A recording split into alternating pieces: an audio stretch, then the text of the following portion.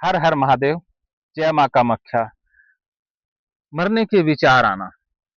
जब मैं किसी बहन, किसी भाई से बात करता हूँ तो बहुत से मुझे बताते हैं, गुरुजी हमारे मन में विचार आते रहते हैं कि खुद को मार लें, खुद को खत्म कर लें, किसी वाहन के आगे कूद जाएं, किसी नदी में कूद जाएं, खुद को बस किसी न किसी तरीके से समाप्त कर लें, पंखे से लटक जाएं। ऐसे विचार चलते रहते हैं।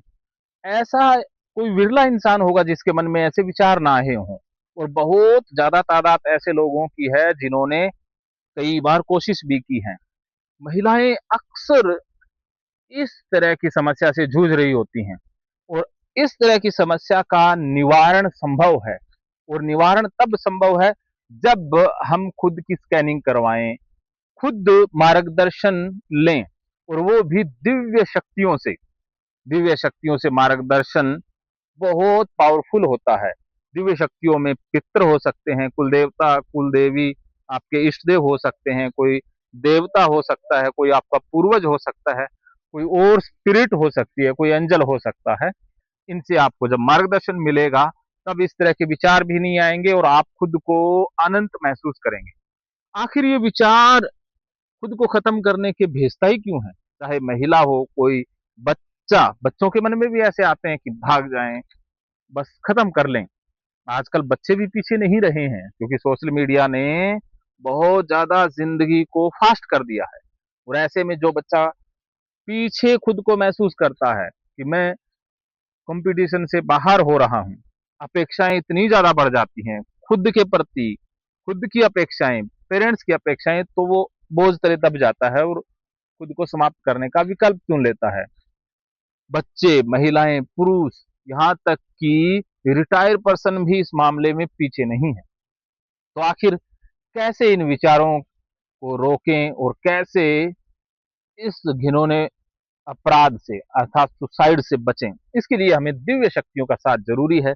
इसके लिए आप अपने बच्चों का ऑरा चेक करवाएं, क्योंकि बच्चे के ओरे में अगर कोई नेगेटिविटी है तो वो आज नहीं तो कल जरूर उसको परेशान करेगी, उसे विचार भेजेगी।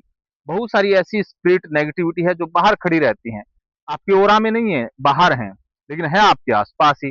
लेकिन जिस दिन आपका ओरा कमजोर हुआ, किसी घटना के कारण, किसी दुर्घटना के कारण, कोई अब्यूज, कोई ट्रोमा हुआ, कुछ भी ऐसी घटना हुई, आप डरे, घबराए, चिंतित हुए और ऐसे लगा कि जैसे मैं हुई नहीं, अंदर से एकदम जैसे निकल गई हो जान सी, ऐसा बहुत से लोगों को फील हुआ भी है। तो उस समय ओरा ब्रेक हो जाता है और वो बाहर की नेगेटिविटी अंदर प्रवेश कर जाती है।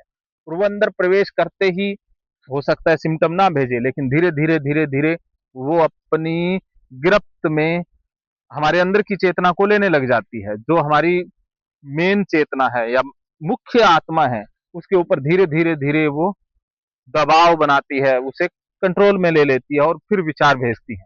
क्योंकि जो लोग इस दुनिया से चले गए, जिनकी मुक्ति नहीं हुई, एक्सीडेंट को एक तरह का सुसाइड कह सकते हैं, जो अकेले में एक्सीडेंट कर गए या बहुत ज्यादा सुसाइड हो गए, या जो मरते समय नेगेटिव थे, तो वो इस दुनिया से जाते नहीं है, वो आसपास रहते हैं। तो जो परेशानी में गया है, तो वो अगर हमारे अंदर एंटर कर गया ओरा के अंदर, तो वो हमारे अंदर वैसी परेशानी क्रिएट करेगा।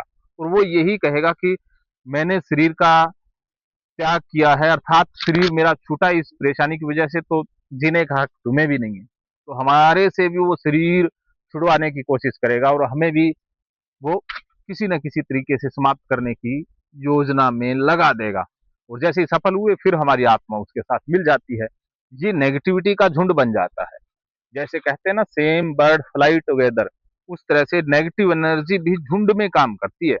जहां पर बहुत ज्यादा नेगेटिव एनर्जी हो, वहां पर बहुत स्ट्रोंग लो वाइब्रेशन होती है।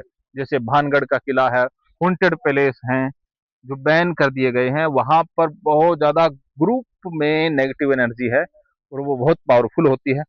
तो आप नेगेटिविटी का शिकार ना हो, नेगेटिविटी के झुंड में शामिल ना हो, इसके लिए ओरा का ध्यान रखें, ओरा को मजबूत करें और ओरे की पहले स्कैनिंग करवाएं। हम ओरे की स्कैनिंग बिल्कुल फ्री करते हैं, आपको बताते हैं कि आपके ओरा में क्या है या बाहर क्या है, वो फ्री रहता है। अगर आप हमसे मार्गदर्शन चाहते हैं संपर्क कर सकते हैं। हर हर महादेव। जय मां कामाख्या।